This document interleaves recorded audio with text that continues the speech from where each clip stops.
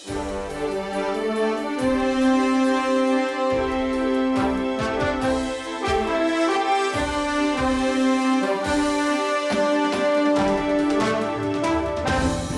చూస్తే deputy CM Janasena అధినేత పవన్ కళ్యాణ్ సోదరుడు నాగబాబుకు కేబినెట్లో చోటు దక్కింది. ఆయన్ను మంత్రి వర్గంలోకి తీసుకోవాలని నిర్ణయించినట్లు సీఎం చంద్రబాబు ప్రకటించారు.